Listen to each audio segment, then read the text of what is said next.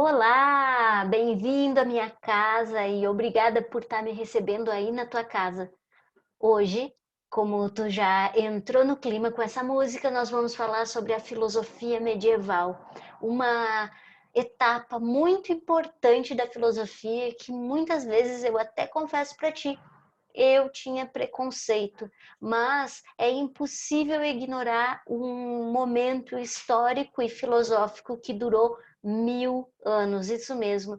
A filosofia medieval durou 10 séculos, então é impossível a gente ignorar esse momento. E nessa aula a gente vai tentar entender um pouquinho como foi a formação dessa forma de governo medieval e também as suas implicações para a filosofia. Quais eram os assuntos que eles discutiam? O que estava implicado ali? E qual era a relação fé e razão? Tudo isso a gente vai ver nesse momento aqui. A gente, como nas outras aulas para as outras turmas, eu vou dividir em vídeos de até 10 minutos e se tu quiser, se eu estiver falando muito devagar, acelera esse vídeo, que é exatamente por isso que eu postei ele lá no YouTube, para te poder assistir de uma maneira mais confortável para ti. Pode me acelerar aí que eu não me importo. Então, eu vou abrir aqui o meu slide e vou te mostrar um pouquinho do que a gente vai discutir hoje. Só me dá um segundinho.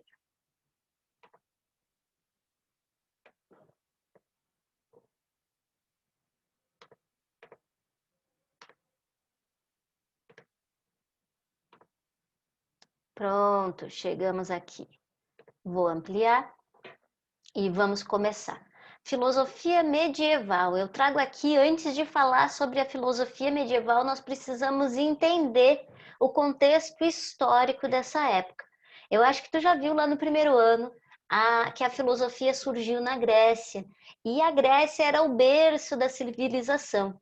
A forma de governo grega, ela é única até o seu momento, né? Porque ela é a democracia. Então, os gregos estavam acostumados a falar livremente, a tomar as decisões políticas, a exercer o seu poder de voto, a estar junto com outros homens letrados e praticar exercícios físicos, a arte do debate, entre outras coisas. Quando a civilização grega é invadida pelo Império Romano, nós temos uma mudança total da forma de governo, porque aí nós entramos na era do Império, e aí a política muda novamente, a forma de se comunicar é diferente, a forma de gerir uma cidade, as relações comerciais são diferentes, e além disso, nós temos um império para a guerra, altamente expansionista e intervencionista. Então a gente pode notar aqui pelo mapa que o Império Romano ele chega a dominar toda a todas as áreas do mar Mediterrâneo. Esse mar Mediterrâneo que vai ser importantíssimo para a história, e tu já deve ter visto, ou com o professor Vinícius, ou com o Rafael, ou com o Delmar, essa questão do comércio no mar Mediterrâneo. Dominar essa área aqui era dominar toda uma civilização na época. Só que, devido a toda a expansão do Império Romano, nós começamos a perceber a perda da capacidade de gerir esse enorme Estado. E então tem a separação do Império Romano do Ocidente, o Império Romano do Oriente, vocês devem saber isso, mas vocês têm que notar também que algo muito importante começa a acontecer. Incapaz de gerir todo o seu território, o imperador acaba cedendo espaço para as invasões bárbaras. Aqui eu trago a imagem do imperador acenando para a plebe. E aí aqui eu indico para ti o filme Gladiador ou o filme 300 também. E são filmes que retratam muito bem essas épocas. Até mesmo a Paixão de Cristo retrata um pouco e conta um pouco sobre o surgimento do cristianismo, que é algo que a gente tem que falar ainda hoje. Quem invade o Império Romano? Os bárbaros. Quem eram os bárbaros? Todo o povo que não falava latim, que não falava nem grego nem latim, porque ainda tinham partes do Império Romano que se falava o grego, apesar do latim ser a língua oficial. No Império Romano a gente ainda tem grandes legisladores. Vocês sabem que o Código de Lei romano ele é analisado no direito e é usado até hoje. E aí, voltando aqui, os bárbaros invadem a pouco o território romano e Roma vai cedendo espaço até que, voltando aqui, Roma se começa a se localizar somente no que hoje a gente entende como Itália. Aqui será o berço do feudalismo, o berço da Idade Média e também o grande território da Igreja Católica, que a gente vai ver que domina não somente a fé, mas também a forma de governar. E a gente chega aqui na Idade Média e a gente já percebe uma mudança também na forma de se vestir, uma mudança na forma de se expressar. Aqui, devido às invasões bárbaras, todas as cidades, praticamente todas, param de existir, elas são extintas, o povo ocorre uma diáspora, que é o que a fuga da população dessa cidade para o campo. Existe então uma volta ao campo, a saída desse meio urbano que era greco e romano, e a gente entra num momento pastoril, num momento campesino e também no momento onde quem tem terra tem mais do que ouro, porque quem tem terra tem poder. E aí tem o poder, inclusive, de cobrar impostos sobre outros, tem também o poder da honra, a devoção de um suzerano, um vassalo a um suzerano. Vocês já devem ter ouvido essa relação de suzeranato e vassalagem. O suzerano era aquele que tinha grande quantidade de terra, e aqui na Idade Média, a Igreja Católica detém uma quantidade exorbitante de terra.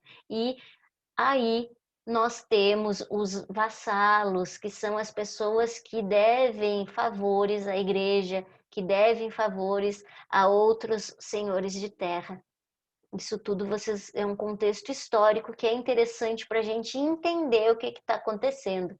Então, a Idade Média é um momento em que a Igreja Católica se coloca como alternativa de governo, mas ela também se coloca como a única verdade. Ela é a única capaz de desvendar uma verdade que é externa ao mundo físico, ela é metafísica, e essa verdade é Deus, esse Deus único. Porque antes disso nós tínhamos o quê? Na Grécia, uma religião politeísta, em Roma também, o Império Romano também, religiões politeístas, até o momento em que se chega a Cristo e o cristianismo ganha tanta força que é condecorado como a religião oficial de Roma. Então, para colocar algumas datas aproximadas, a Idade Média começa mais ou menos em 476 e acaba em 1453 com o quê? Com a queda de Constantinopla. Constantinopla era a capital do Império Romano do Oriente. Hoje, Constantinopla é o que a gente chama de Turquia. Não sei se vocês já sabiam disso, mas eu recomendo que, se tu tiver vontade, dá um Google e pesquisa um pouco mais sobre Constantinopla, pois a, a história de Constantinopla é muito interessante. Inclusive, uma vez eu li um livro de Virginia Woolf chamado Orlando. E em Orlando, o próprio Orlando está em Constantinopla quando da queda de Constantinopla. E Orlando, ele dorme 7 dias e quando ele acorda, ele é a Orlando, ele muda de sexo nessa semana em que ele dorme. É bem interessante. Virginia Woolf é uma escritora maçante de se ler, mas as histórias e a construção dos personagens é bem legal. Então, na Idade Média, a Igreja Católica se coloca como guardiã também da sabedoria, e eu já vou explicar um pouquinho sobre isso. E, além disso, como eu já falei, ela é a detentora da verdade, porque a Igreja Católica é a ferramenta que une Deus e os homens, e a única ferramenta de salvação, porque tudo que os homens querem, e isso eu digo desde que o homem é homem, tudo que ele quer é vencer a morte. E nesse contexto, a única forma de garantir a vida eterna era crendo sem nenhuma dúvida em Deus, nesse Deus cristão, nesse Deus único que pela primeira vez em muito tempo se torna a maioria. Hoje a religião, o cristianismo, ele é a religião mais populosa do planeta. E aí eu digo novamente que a Idade Média durou do século V ao século XV. Vocês têm noção, tu tem noção do que é isso? Durar 10 séculos é muito tempo. E aí eu quero, antes de terminar essa aula, falar também um pouquinho de algo que a gente precisa desmistificar. Geralmente não vem muita coisa nos nossos livros didáticos, mas eu preciso ressaltar, num primeiro momento da Idade Média, a importância dos filósofos árabes. Sim, o islamismo, junto com o cristianismo e com o judaísmo, apresentam para nós 3 concepções de Deus único, diferente das religiões pagãs que eram politeístas. E os árabes, eles foram responsáveis, num primeiro momento, de capturar as obras filosóficas, de capturar toda a sabedoria do mundo greco-romano e guardar para eles. Eles guardaram as obras clássicas de Platão e de Aristóteles, copiaram essas obras clássicas do grego para o Islã, né, para